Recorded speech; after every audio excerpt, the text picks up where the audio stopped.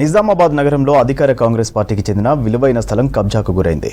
కబ్జాయే కాదు, ఏకంగా రిజిస్ట్రేషన్ కూడా అయింది. కబ్జాదారునికి ఓ సబ్ రిజిస్ట్రార్ సహకరించడంతో గుట్టుచప్పుడు కాకుండా వ్యవహారం సాగింది. ఆ నోటా ఈ నోటా విషయం అధికార పార్టీ పెద్దలకు చేరడంతో ఫిర్యాదు చేశారు.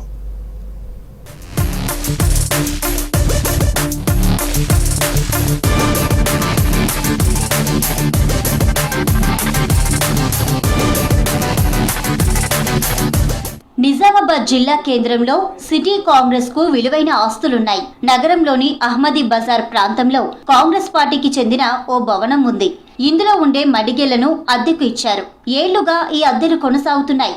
అయితే అద్దె తీసుకున్న ఓ వ్యాపారి ఈ స్థలాన్ని మొత్తం తన పేరున దొంగ రిజిస్ట్రేషన్ చేసుకున్నాడు. దీనికి ఓ సబ్ రిజిస్ట్రార్ సహకరించడంతో తతంగం మొత్తం గుట్టుచప్పుడు కాకుండా సాగింది. ఇది మీరు చేసిన రిజిస్ట్రేషన్ తప్పు, దీన్ని వాలంటరీగా క్యాన్సిల్ చేయండి మీరు, లేకపోతే చట్టపరమైన చర్యలు వారి మీద తీసుకుంటామని చెప్పడం.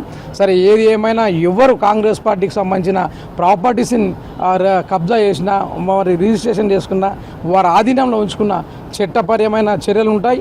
లేదు వారు కనుక స్వతహాగా ఇప్పుడు చేసుకున్న రిజిస్ట్రేషన్ విత్డ్రా చేసుకోకపోతే కాంగ్రెస్ పార్టీ పరంగా కార్యకర్తలు కానీ నాయకులు కానీ స్పందిస్తే చాలా ఇబ్బందులు అవుతాయని కూడా వారికి తెలియజేయడం జరిగింది. నిజామాబాద్ సబ్ రిజిస్ట్రార్ కార్యాలయం పరిధిలో జరిగిన అక్రమ రిజిస్ట్రేషన్ వ్యవహారంలో అధికారులు చర్యలకు ఉపక్రమించారు. కాంగ్రెస్ కు చెందిన స్థలాన్ని డాక్యుమెంట్ నెంబర్ 4175/24 తో అక్రమంగా ఇతరుల పేరిట రిజిస్ట్రేషన్ చేశారు సబ్ రిజిస్ట్రార్ బాదర్. కాంగ్రెస్ నేతల ఫిర్యాదుతో స్పందించిన రిజిస్ట్రేషన్ల శాఖ డీఐజీ రమేష్ రెడ్డి విచారణకు ఆదేశించారు. ఇందులో భాగంగానే సబ్ రిజిస్ట్రార్ బాదర్ కు బుధవారం మెమో ఇచ్చారు. రిజిస్ట్రేషన్ ఎందుకు చేయాల్సి వచ్చింది అనే అంశంపై వివరణ కోరారు.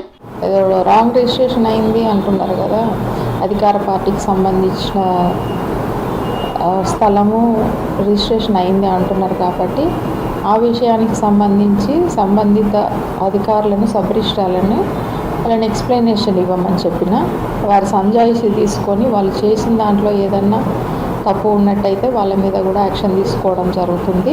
అదే నీ పేరుంటే చేస్తున్నామని చెప్తున్నా కదా,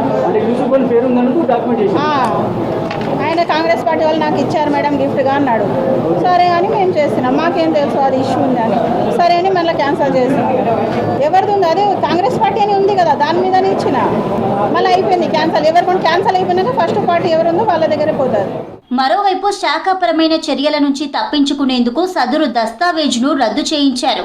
అయితే రద్దు చేసిన డాక్యుమెంట్ సైతం నిబంధనల ప్రకారం లేదని, దీనివల్ల తమకు భవిష్యత్తులో న్యాయపరంగా చిక్కులు తప్పవని కాంగ్రెస్ నేతలు భావిస్తున్నారు. ఇదే విషయమై కాంగ్రెస్ నగర అధ్యక్షుడు కేశవేణు డీఐజీ రమేష్ రెడ్డికి ఫిర్యాదు చేశారు. బాధ్యులపై క్రిమినల్ కేసులు నమోదు చేయించాలని, లేని పక్షంలో తామే పోలీసులకు ఫిర్యాదు చేస్తామని కాంగ్రెస్ నేతలు చెబుతున్నారు.